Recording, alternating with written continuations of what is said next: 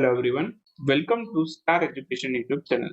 Star education YouTube ચેનલમાં આપ સૌનું ખૂબ ખૂબ સ્વાગત છે. આજનો જે વિડીયો છે એમાં આપણે ચર્ચા કરીએ 3 માર્ચના તમામ અગત્યના કરંટ અફેર. વિડીયો શરૂ કરીએ પહેલા એક ક્વેશ્ચન તમારા માટે.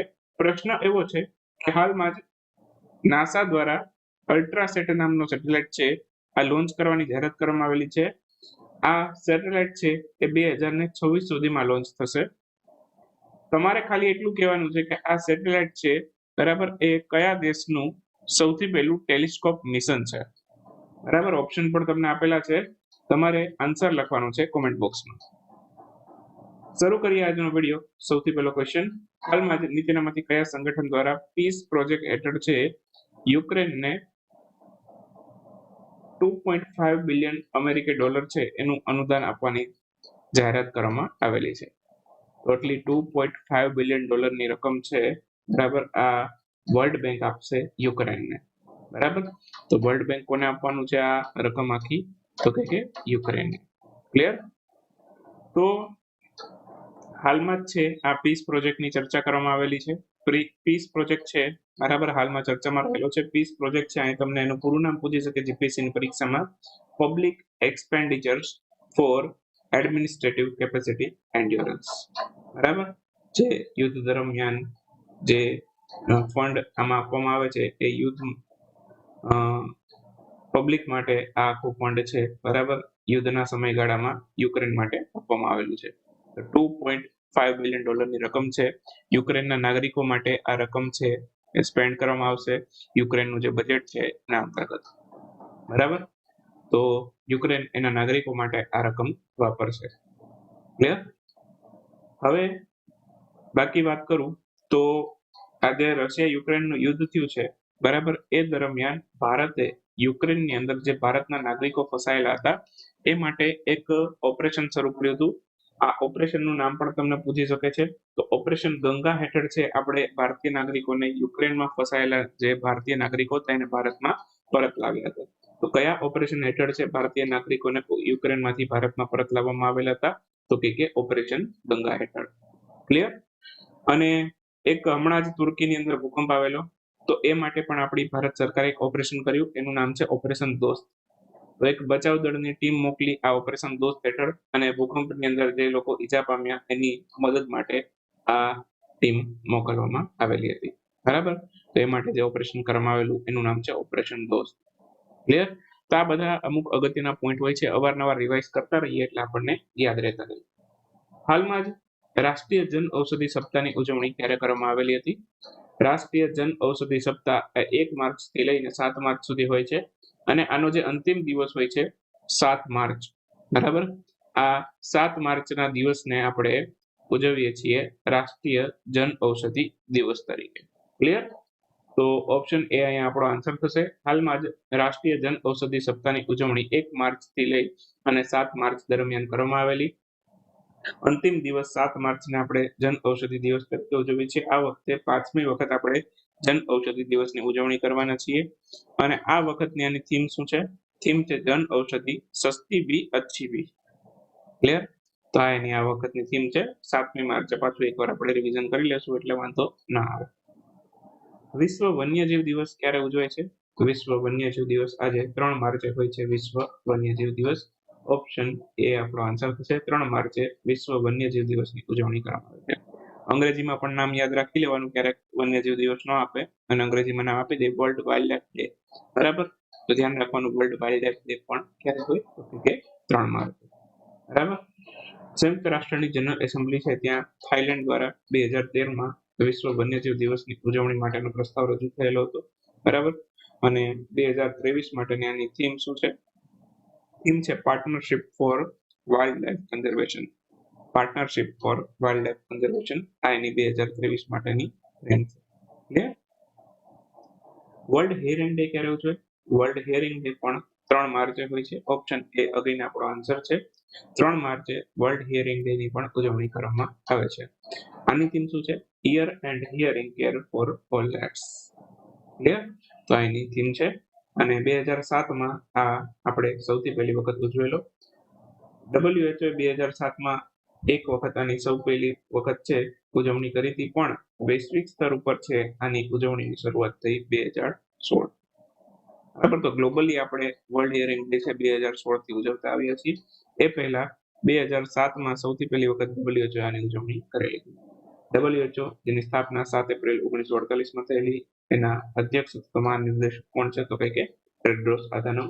એનું હેડક્વાર્ટર ઘણીવાર પરીક્ષામાં પૂછે છે તમને, તો એ ક્યાં આવેલું છે તો કે સ્વિટ્ઝરલેન્ડના જેનીવામાં. કોલ જનજાતિ મહાકુંભ આનું આયોજન કયા રાજ્યમાં થયેલું છે? કોલ જનજાતિ મહાકુંભનું આયોજન હાલમાં મધ્યપ્રદેશ રાજ્યની અંદર કરવામાં આવેલું છે. ઓપ્શન ડી આપણો આન્સર થશે.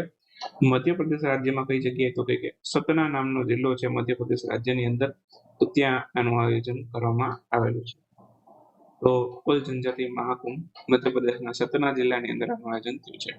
એકચ્યુઅલમાં આજે કોલ જનજાતિ મહાકુંભ છે એ શબરી માતાની જન્મજયંતિના અવસર ઉપર ઉજવણી થાય છે. શબરી માતાની વાત કરું તો એનો ઉલ્લેખ આપણને ભારતની રામાયણમાં પણ જોવા મળે છે. બરાબર, ભગવાન રામને એવું કહે છે કે ભગવાન રામને જે બોર છે ટેસ્ટ કરીને આપે છે, અને જે મીઠા બોર હોય છે બરાબર, એ ફાઇન્ડ કરવા માટે કયું બોર મીઠું છે ભગવાન રામ માટે, તો એ મીઠું બોર છે કયું છે એ ટેસ્ટ કરવા માટે, એ માટે થઈને બોર ટેસ્ટ કરે છે અને મીઠા બોર આપે છે, ફીકા બોર ફેંકી દે છે. બરાબર, તો આ બાબતનો ઉલ્લેખ આપણી ભારતની રામાયણમાં પણ જોવા મળેલો છે. અને બાકી મધ્યપ્રદેશ રાજ્યની સરકારે રાજ્યમાં લાડલી બહેના નામની એક યોજનાની શરૂઆત કરેલી હતી. મધ્યપ્રદેશમાં ખેલો ઇન્ડિયા યુથ ગેમ્સનું પણ આયોજન થયું હતું, જેમાં મહારાષ્ટ્ર વિજેતા બનેલું છે. આ સિવાય એક તમને ક્વેશ્ચન કરું, તમને કોઈ મધ્યપ્રદેશનો અગત્યનો પોઈન્ટ યાદ આવતો હોય બરાબર, તો તમે રિવિઝનના સંદર્ભમાં કોમેન્ટ કરીને લખી શકો છો. બરાબર, તો આવી રીતે તમારું થોડું રિવિઝન પણ થતું રહેશે. બરાબર, થોડુંક તમને યાદ આવે મધ્યપ્રદેશનું કંઈક અગત્યનું એવો બહુ પોઈન્ટ હોય, પરીક્ષાની દ્રષ્ટિએ બહુ અગત્યનો હોય, તો એ તમારે કોમેન્ટ કરવાનું. ક્લિયર? જેમ કે મધ્યપ્રદેશના મુખ્યમંત્રી કોણ છે અત્યારે? શિવરાજસિંહ ચૌહાણ. તો એવું પણ તમારે લખી શકાય. બરાબર, આવું બધું તમે રિવાઇઝ કરતા રહેશો અવારનવાર, તો તમે યાદ રાખી શકશો. ક્લિયર? ચલો, એના પછી રાષ્ટ્રીય સંસ્કૃતિ મહોત્સવ એનું 14મું સંસ્કરણનું ઉદ્ઘાટન કયા સ્થળે કરવામાં આવેલું છે? રાષ્ટ્રીય સંસ્કૃતિ મહોત્સવ એનું 14મું સંસ્કરણ રાજસ્થાનના બિકાનેર ખાતેથી કર્યું છે. તો ઓપ્શન સી આપણો આન્સર થશે. રાષ્ટ્રીય સંસ્કૃતિ મહોત્સવ 2023 નું આયોજન રાજસ્થાનના બિકાનેર ખાતે કરવામાં આવેલું છે. 25 ફેબ્રુઆરીથી લઈને 5 માર્ચ સુધી આ રાષ્ટ્રીય સંસ્કૃતિ મહોત્સવનું આયોજન કરવામાં આવેલું છે. ઉદ્ઘાટન કોણે કર્યું એવું પણ પૂછે તો આપણા ભારતના રાષ્ટ્રપતિ છે દ્રૌપદી મુર્મુ. બરાબર, તો દ્રૌપદી મુર્મુ છે એમણે આનું ઉદ્ઘાટન કરેલું. આયોજન ભારતના સાંસ્કૃતિક મંત્રાલય દ્વારા કરવામાં આવેલું છે. બાકી રાજસ્થાન બે અગત્યના પોઈન્ટથી ચર્ચામાં તો એક તો રાજસ્થાનના જેસલમેર ખાતે છે ભારત અને ઇજિપ્ત વચ્ચે એક યુદ્ધ અભ્યાસ થયો જેનું નામ છે સાયક્લોન 1. બરાબર, તો ભારતના રાજસ્થાન રાજ્યના છે જેસલમેર ખાતે થયેલો છે સાયક્લોન 1 નામનો યુદ્ધ અભ્યાસ ભારત અને ઇજિપ્ત વચ્ચે થયેલો છે. એક વર્લ્ડ સિક્યુરિટી કોંગ્રેસ હમણાં જ આપણે જોયું હતું રાજસ્થાનના જયપુર ખાતે થઈ હતી. તો આવા કેટલાક અગત્યના પોઈન્ટ છે એ તમારે રિવાઇઝ કરવાના હોય છે. બરાબર, જેમ કે રાજસ્થાનના મુખ્યમંત્રી હું તમને કહું, બરાબર, તો એ કોણ છે અત્યારે? કલરાજ મિશ્રા છે. ક્લિયર? તો આવા કેટલાક અગત્યના પોઈન્ટ હોય તમે લખી શકો છો. જેમ કે હવે તમે ગવર્નર લખી શકો છો, રાજસ્થાનના રાજ્યપાલ કોણ છે? બરાબર, તો આ બધા તમે પોઈન્ટ છે. કલરાજ મિશ્રા, સોરી, રાજસ્થાનના મુખ્યમંત્રી નથી. કલરાજ મિશ્રા રાજસ્થાનના મુખ્યમંત્રી કોણ છે? અશોક ગેહલોત. બરાબર, અશોક ગેહલોત રાજસ્થાનના મુખ્યમંત્રી છે. તે રાજ્યપાલ કોણ છે અત્યારે? કલરાજ મિશ્રા છે. તો આ ખાસ ધ્યાન રાખજો. હાલમાં જ ગ્રેટ બેકયાર્ડ બર્ડ કાઉન્ટ 2023 અનુસાર કયા રાજ્યમાં પક્ષીઓની સંખ્યા સૌથી વધારે છે? તો ગ્રેટ બેકયાર્ડ બર્ડ કાઉન્ટ છે વિશ્વના ઘણા દેશોમાં પક્ષીઓની જે પ્રજાતિઓ છે એની ગણતરી કરવામાં આવેલી. આના અંતર્ગત ભારતમાં પણ થઈએ તો એના અંતર્ગત છે. બરાબર, ભારતનું પશ્ચિમ બંગાળ રાજ્ય છે. બરાબર, ત્યાં પક્ષીની સૌથી વધારે પ્રજાતિ જોવા મળે છે. બરાબર, આપેલા પણ એકાદો એક સર્વે આવેલો હતો જેમાં ઉત્તરાખંડની અંદર સૌથી વધુ પક્ષીની પ્રજાતિ હતી.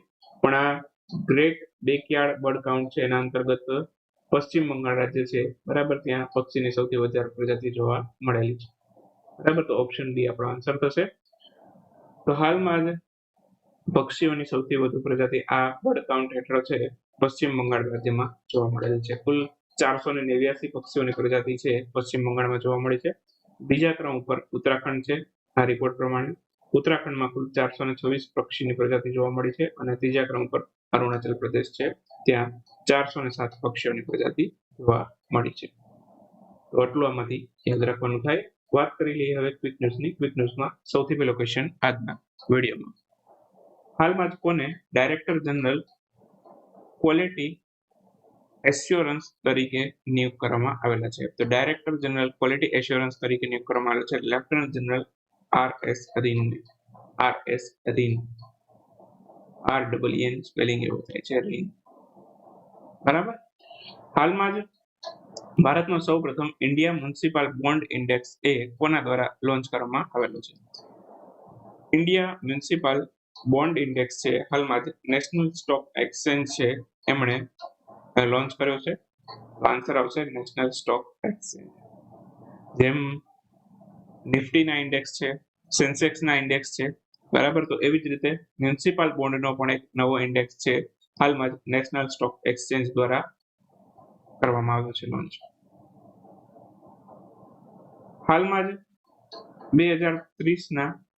2023ના માર્કોની પુરસ્કાર છે એનાથી કોને સન્માનિત કરવામાં આવેલું છે? આ કમ્પ્યુટર ક્ષેત્રનો સૌથી મોટો પુરસ્કાર માનવામાં આવે છે માર્કોની પુરસ્કાર, અને આનાથી એક ભારતીય વ્યક્તિને સન્માનિત કર્યું છે, હરિ બાલકૃષ્ણન. હરિ બાલકૃષ્ણન છે એમને આ માર્કોની પુરસ્કારથી સન્માનિત કરેલું છે. કયા રાજ્યના દ્વારા પર્યટનમાં મહિલાઓને સશક્ત બનાવવા માટે UN વુમન સાથે કરાર ઉપર હસ્તાક્ષર કરવામાં આવેલા છે? તો હાલમાં જ કયું રાજ્ય છે જેને પર્યટનમાં મહિલાઓને સશક્ત બનાવવા માટે UN વુમન સાથે કરાર કર્યો છે? આ રાજ્ય છે કેરળ. કેરળના મુખ્યમંત્રી છે પિનારાઈ વિજયન, એમને પણ આપણે યાદ રાખીશું. રાજ્યપાલ ત્યાં આરિફ મોહમ્મદ ખાન છે. હાલમાં જ ભારતીય નૌસેનાના સૌપ્રથમ મિસાઇલ કમ એમ્યુનિશન બાર્જ, જેનું નામ છે યાર્ડ 75, એને કયા સ્થળેથી લોન્ચ કરવામાં આવેલું છે? ભારતીય નૌસેનાનું આ સૌથી પહેલું મિસાઇલ કમ એમ્યુનિશન બાર્જ છે અને એનું નામ છે યાર્ડ 75, અને વિશાખાપટ્ટનમ ખાતે જે લોન્ચ કર્યું છે. નિર્માણ કર્યું છે MS સેકોન નામની કંપનીએ. હાલમાં જ સમાચારમાં રહેલ તરખમ બોર્ડર ક્રોસિંગ છે કયા દેશ વચ્ચે આવેલ છે?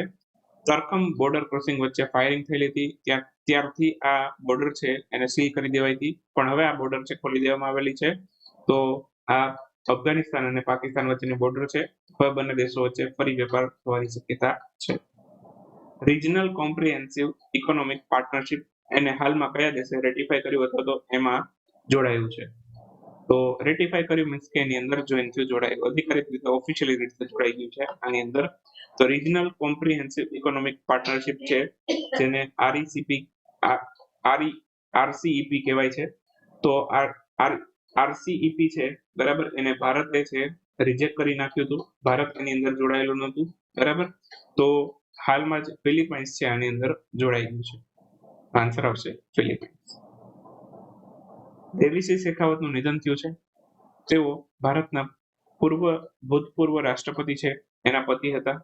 તો પ્રશ્ન એવો છે કે એમની પત્નીનું નામ શું છે? તો પ્રતિભા પાટીલ છે, એમના હસબન્ડ હતા દેવીસિંહ શેખાવત, હાલમાં જ નિધન થયું છે. અને પ્રતિભા પાટીલ છે, બરાબર, એટલા માટે આપણા માટે અગત્યના છે કેમ કે ભારતના સૌથી પહેલા મહિલા રાષ્ટ્રપતિ છે, બરાબર, સૌથી પહેલા મહિલા રાષ્ટ્રપતિ છે પ્રતિભા પાટીલ, બરાબર. બાકી આપણી એન્ડ્રોઇડ એપ્લિકેશન છે. એન્ડ્રોઇડ એપ્લિકેશનમાં તમે આપણું પેઇડ કન્ટેન્ટ એક્સેસ કરી શકો છો. જે લોકો આપણા પેઇડ યુઝર છે એમને જણાવી દો, ફેબ્રુઆરીનો વીક 4 નો અંક છે, બરાબર, પબ્લિશ થઈ ચૂક્યો છે. તો ફેબ્રુઆરીનો વીક 4 ની મેગેઝિનની PDF તમે ડાઉનલોડ કરી શકો છો. અને બાકી વીક 4 છે ફેબ્રુઆરીનું, એની યુનિટ ટેસ્ટ છે એ પણ અપલોડ થઈ ચૂકી છે, તો તમે યુનિટ ટેસ્ટ પણ ડાઉનલોડ કરી શકો છો. ક્લિયર? તો આ બધું પેઇડ કન્ટેન્ટ છે, તમે આપણી એપ્લિકેશનમાં એક્સેસ કરી શકો છો, બરાબર. તો મળીએ હવે નેક્સ્ટ વિડીયોમાં 4 માર્ચના કરંટ અફેર સાથે. ત્યાં સુધી રજા લઈએ. આવજો, બાય બાય, ગુડ નાઇટ, શુભરાત્રી. Thank you for watching Star education.